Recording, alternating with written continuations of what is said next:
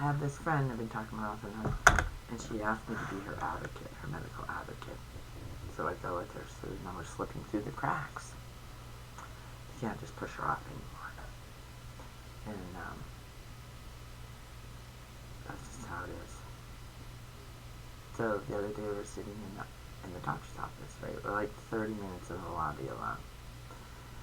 But right when she comes in, they take care of our x-rays, and that's why we're waiting, right? I just realized that's why we're waiting, so I'll let her know. Because they're waiting for the x-rays. Then they call us back, and we're sitting in the room, and it's another 30 minutes. She goes, I can't stand this. I said, well, there's other patients before you. And she says, it's okay, read your phone. So he comes in, and she starts with her story, how everything got started from the very beginning. We've all heard it. I've heard it with every single doctor. And the doctor's just looking at her like, he's not really paying attention. I'm sure he's zoning her out. Because he's trying to show compassion, but his face didn't show compassion. So after he left, I said, now you know why you're waiting so long in here?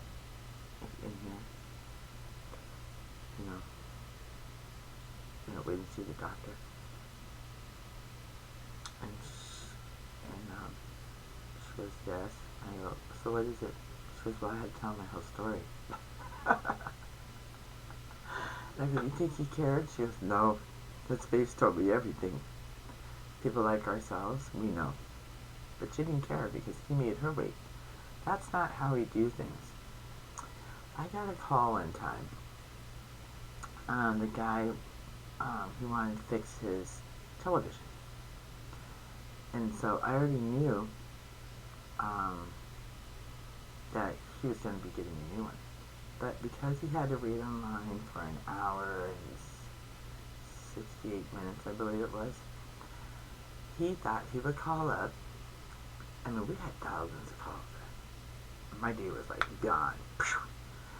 And he was complaining all throughout how long he had to wait and stuff. And as soon as that timer on his phone hit that exact time he had to wait just to get help on that first one, he said, don't worry about it, I'm already going to get my television. I said, I told you that 30 minutes ago. But he acted like he didn't hear me. But he did it just to get even. So if you imagine, let's say 100 people out of 500 do that a day. Those 500 people are going to get that, what they needed for their television, somebody else took just because they want to be revengeful. That's not how the world works. And I had to talk to her about that.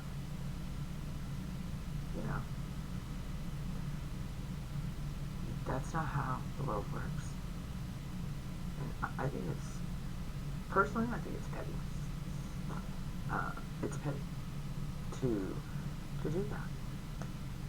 They didn't do it to you on purpose. I mean, I remember I would get over, so it would take me about an hour, either 30 minutes or an hour per call. Because we have to go run through the whole process to make sure the TV's not a minor fix. So I remember the first time I did it, I had somebody call me about an LG TV, and I didn't know. And so I had one hanging in my living room. So we went in there together and we figured it out. And I taught her how to use a remote. That takes time, Retirees don't sit around not knowing how to work their televisions. They need help. So we're not just on the phone wasting time. But it is wasting time when you call just because you want to be even of the hour you missed. But really, you're missing that hour and a half. It's almost 2 hours, I believe that is, of just sitting there wasting your time when you know you're not doing anything on the other side. I knew he wasn't doing anything on the other side because father showed me how black the TV was, the big black box that's in the center. And I kept telling him, I know that you're getting a new television. And he just kept ignoring me. God saw what he did. So, it is what it is. I'm getting paid, doesn't matter to me. But he's not getting paid. He just lost 2 hours of his day. Just so he can seek revenge. Alright, I'll leave it at that. Peace. God bless.